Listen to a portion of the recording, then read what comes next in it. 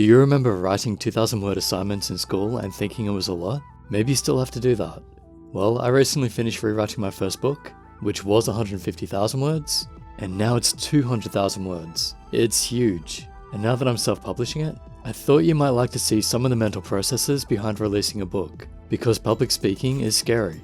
Releasing videos is also scary, and releasing a book is even scarier, because that's way more work, so it's a much bigger gamble. It's daunting releasing anything that people are going to see. Thankfully, most people have found my videos helpful, so I'm pretty confident when releasing videos these days. And I've released my book 3 times before. People have enjoyed it, so I'm confident with that too. And why is that? Because confidence comes with knowing. Knowing you've done the work and trained hard enough to be ready for the occasion. And knowing whatever the result, you can accept it and work with it. The same is true for my books.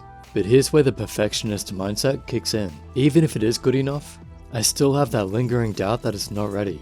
You might know that feeling. Part of it is the fear of the unknown. Like, what if you miss something? What if it's just not good enough? What if you just don't believe you're good enough? Because you always want to be better. I met an artist recently that didn't have confidence in their work, and I gave them the same advice I've given some of you. A lot of the time, with artistic work, it's not about what's best. It's about what can make people feel something, or it brings them in somehow. Think of it like this. If you wanted the closest to perfect music as possible, you'd probably listen to opera, right? But who listens to opera? There are joke songs on the internet by people who can barely sing that have way more listens than most opera singers. If it was about the perfect singer, shouldn't everyone be listening to opera singers? Or maybe it's not about perfect, it's about what sounds good to them. And how do you know what's going to sound good to them? You don't until you ask them. And Leia kissed her brother Luke in Star Wars. That probably happened because they hadn't fleshed out the story yet, that they were siblings. But they made it work. And as fans, we don't really care. It's actually kinda funny. Instead, we mainly focus on all the things we love about Star Wars. Mainly the cool lightsabers. And I loved what they did with the storylines in Rebels. So everything has flaws, nothing is perfect. As I've said so many times before, perfection is impossible. That is why the journey is infinite. So to the artist I said, yeah, your work isn't perfect. And you know what? That's okay. Just keep putting out what you want to see. Especially when it comes to art, because your goal is actually to resonate with your audience, who are just going to focus on the positives of your work anyway. Whoever they might be, it's not about perfect, it's about experience. And it's so subjective. Would you go into a pop concert and play death metal? No, because most people there are going to hate it. They want a different experience. Does that make it a bad song? No, it's just being played to the wrong people. You have to keep that in mind when showing people anything, even who you are as a person. With the right people, you'll be appreciated. With the wrong people, you'll get hated. And even if everyone hates your work, that's okay too. As long as you're trying and moving ahead with your journey, you're doing what you need to do. Just stay in your lane. It's the guiding star principle. Imagine sailing along the ocean. How do you know which way to go? You choose a star and then head toward it. You'll never reach that perfect destination of the star. It's impossible to get to, but who knows where you will end up. I was trying to become a best-selling author, with the greatest books ever written, loved by absolutely everyone. It's an absolutely impossible goal, but while trying to get there, I got into YouTube to help promote my books, and I made a career out of reviewing tech products instead. And now I have my own mouse design out with Xtrfy, the MZ1. Didn't see that coming, hey. It wasn't that long ago that I was just working at a convenience store. Just surfing, learning about health, getting fit, figuring life out. Played some basketball and worked on my creative projects. This is a perfect example of an island I stumbled across while sailing toward the guiding star. You just don't know what's going to happen in the future. All you can do is work on your potential and give yourself an opportunity. When young, to get our self-worth, a lot of us feel like we need to achieve something. Which is good, don't get me wrong. You should try to achieve something. But you have to balance that, so you don't burn yourself out, or end up standing in your own way because you've set ridiculous and impossible rules for yourself. Think of it in terms of Apex Legends. One of the hardest things about the game is that 20 squads drop and only 1 wins. There are 19 losing teams. Does that make them losers? In that one game, sure. Same with the NBA though, right? One team wins the championship. Do you think all the other NBA players are losers? For that year? Yeah, but they're all extremely successful, super fit, amazing athletes. I'm sure most of them are doing fine. Also, have you noticed how many people support the players that aren't actually the best in the world? They tend to support the ones that are in their teams, or the ones they like most as people, the ones that have the most intriguing journeys. And the best player may not even win. It may not even be the best team. Maybe they just had some off games, or had too many injuries. It happens. The point is, even if you're the best in the world, it doesn't guarantee you a win. So at the heart of it all, it's not really about who is best. It's about the journey to get the chance to win. Because once you've won the championship, you celebrate, then go straight back to the grind. So you can try to win the next. Unless you retire. But then what are you going to do? And that's the key. And the reason for the title of the video. Don't be the goal, be your best. You're not a failure because you didn't win the championship. The championship is the goal, sure, but you're not the goal, you're the person on the way to the goal.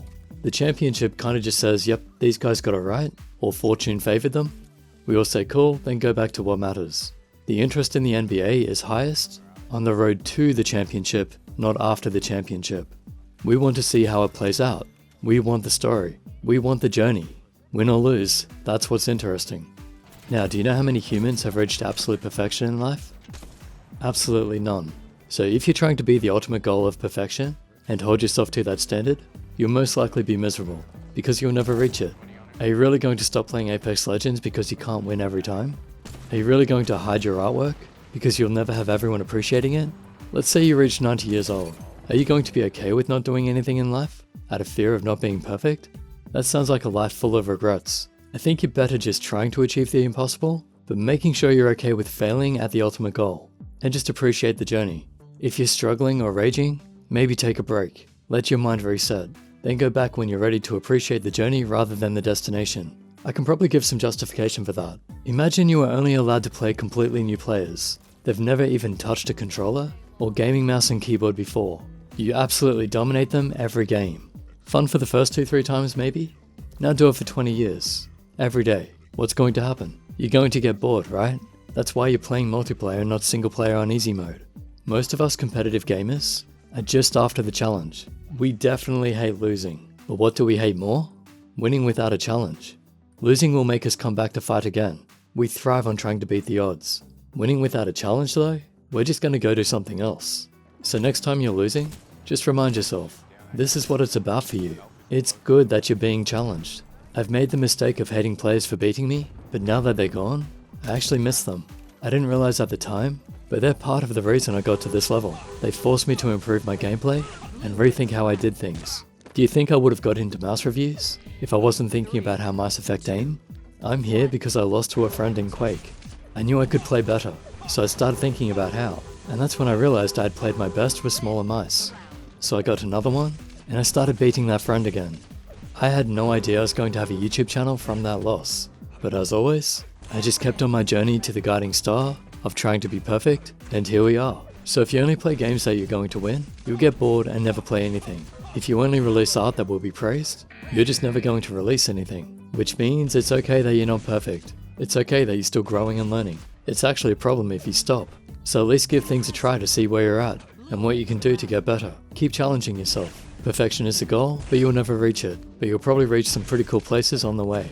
And that's something worth trying for. And that's why it's time to put this book out. I feel like I've done the best I can in this moment. Win or lose, I'm happy with it. I love the story and the book, so it's time to share. No expectations though. If you like it, awesome. If you don't, thanks for checking it out. That means a lot too. And we can still be friends, it's fine. It's art. It's up to the viewer to decide if they like it or not. I'm not going to hate people for not liking what I do. I'm very used to my friends not liking my singing. So once it's in your hands, it's no longer up to me whether it's good or not. And just another note on this, if someone calls you amazing, does that make you amazing? Or should you not let compliments get to your head because it's just an opinion? If you answered it's just an opinion, meaning you're not accepting the positive opinions as truth, then by the same logic, you can't accept the negative opinions as truth either. And therefore, those opinions shouldn't stop you from releasing your work, and you shouldn't shy away from the world because of them. Obviously, be careful with what you put on the internet, because if it is controversial, people are getting pretty hostile these days. But with things that aren't controversial, you should be okay. Just ignore the haters, but take on the constructive criticism. So that's how I've made peace with all this.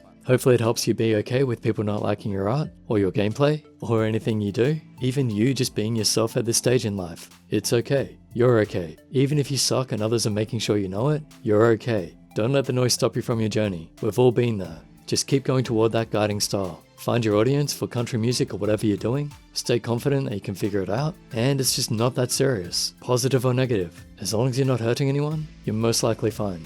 Now a bit about the actual book, if you're watching this. and you've seen the How to Get Good series, there's a good chance you'll enjoy the novels I write. They're written in a similar way, lots of philosophy and psychology. It's set in World War IV and has super powerful people in it. I wanted to explore what would happen if there were people who could stand in front of armies, ignite giant energy shields around them, and be completely safe from the attacks. How would they live? What would they think? What would life be about for them? Would they try to defend people? Would they just run away and do their own thing? Or would they try to conquer the world? It was an interesting train of thought, so I built a story around it. And you can check out the website, lots of AI generated art, just to give a bit of a vibe. But I worked with a map painter to make the book cover, and also the world maps, so they're all official and legit. I actually drew the maps to work with the stories, and he made them look quite realistic, and also the world as a whole. This is a planet in our future, and yeah, those are planetary rings. How they stay around Earth? You have to read to find out. Going back to the theme of the video, none of this is perfect. It's really good, and I love it all. Actually, to me it's the best thing ever. Seeing the world I dreamed come alive like this, so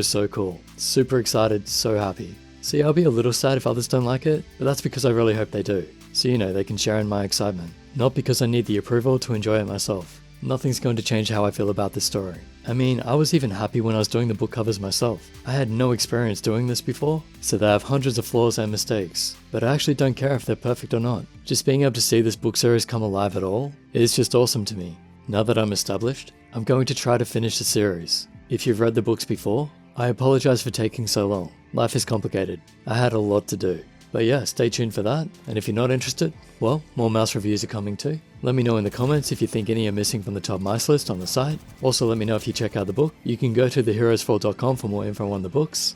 I just self-published the first one through Amazon, so you can buy it for Kindle or a paperback version. That means I'm doing most of this myself. So if you do find mistakes and all that, and you can give me some patience, that'd be great. Doing my best here. Let me know if you find any issues, spelling mistakes, formatting errors, all that. I've never tested the print on demand with Amazon, so hopefully that goes well. They have a pretty good return policy though, so should be okay. And I'll get back to working on music more too, plus other videos. And yeah, I've always got something to do in life. Hopefully you're working on your own journey too. Time is very valuable, even when you're young. So I hope you're not wasting it. So I appreciate you spending some of it with me. Hope it's helped in some way. I'll leave the links below. Sub, like, and share, and I'll catch you in the next.